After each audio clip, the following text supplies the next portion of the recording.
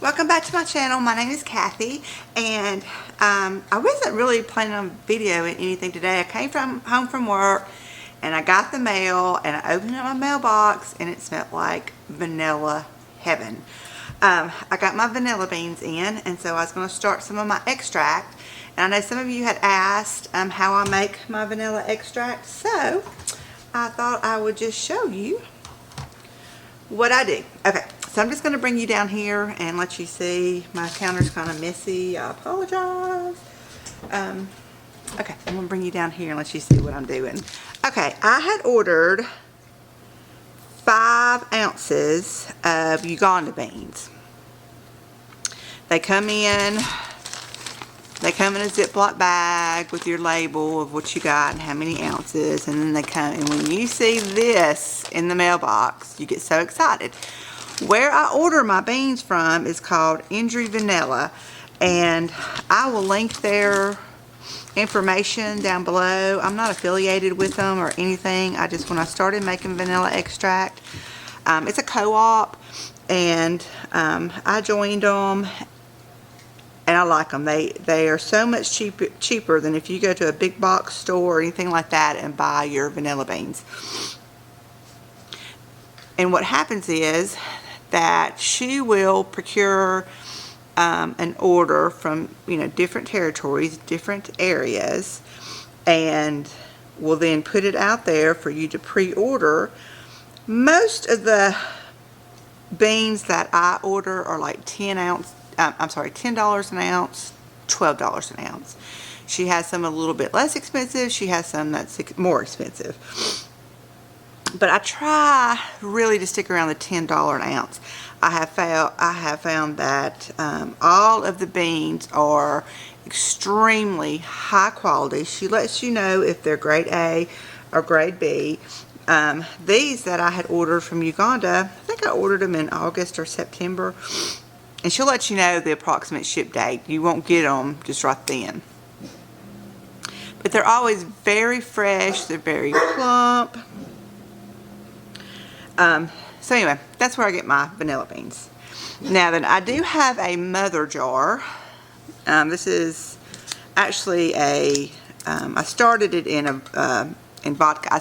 When I first started making vanilla, I did it in vodka, and then I experimented with the spiced rum from Captain Morgan's, and I like that flavor better. It's subtly flavorful, or subtly better in flavor, but I do like it. So I started using this big vodka jar as my mother jar, and what I do is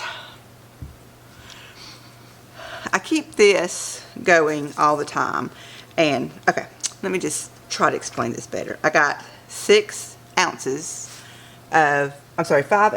of vanilla beans. This is 5 ounces, and this is 1 ounce. I use 5 ounces of vanilla beans in this 750 milliliter bottle. And it's Captain Morgan's, and I think I said on another video, I got this when we went to Mexico because it was so much cheaper, so I brought it back. I've already got some brewing. I brought it back 2 bottles, and I've already got some brewing in 1 bottle, and so this is my second bottle. Was waiting on these puppies. So I use 5 ounces of beans. This makes a good, robust vanilla extract. And so what I did before turning the camera on, because I forgot to record this, is I already poured out about this much into my mother jar. And I'm going to see, because if you had it full and you started adding these beans, it would just overflow in the liquid. So I went ahead and poured some out in my mother jar, and then I'm just going to start adding these beans. I don't bend them, I don't cut them, I use them whole because I'll reuse them. Once this finishes extracting, I'll use these beans and throw them in some other extracts that I have going. I'll throw them in my mother jar, or if I've got some that I started after this, I'll throw it in there, and I will reuse them a couple of times. So that's why I keep them whole. So you'll just put this in the alcohol. There's a lot of different ways out there. I have watched how people do their extracts, and I'm just going to tell you from experience, you have got to let this vanilla extract for a year. I mean, if you cut it short, you're going to get alcohol flavored vanilla extract. I mean, it's not, the vanilla has not fully extracted from it, and you will not get a true good extract. So, oh, wrong top. Where's the top? Your hands just smell like vanilla. It is so heavenly. Okay, so, and it filled it up. I don't know if you can see, to right there. And I've got all the beans in there. Now this is a double fold, at least. I'll have to check the math on it, but it's not a single fold. You could just use 2 ounces and get a single fold, which is a less flavorful vanilla extract. An extract nonetheless, but it's less flavorful. I always like to do a double fold.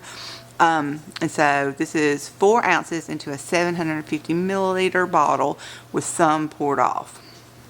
Now that I will put the date that I'll write it on here, the date that I started this, and I'm not even going to look at it for a year.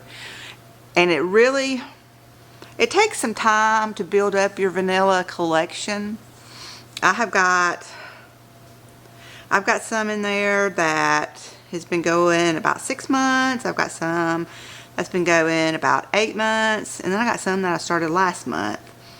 Some extras that I had found. And then I've got this mother jar that's usually pretty good. I'll refill my little vanilla, my glass bottle that I use for everyday cooking. I refill out of this one.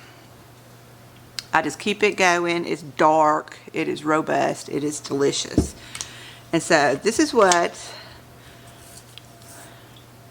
I use in my everyday baking. I'll just refill my little glass bottle. And I'm just going to tell you, it takes, I was going to put, I had 1 ounce left over, and I'm putting this into my mother jar. There's beans in here that has been going. I started this mother jar December of 2020. So there's still beans in here and alcohol in here from way over a year ago. Plus, and so I'm just adding my 1 ounce of beans back into my mother jar.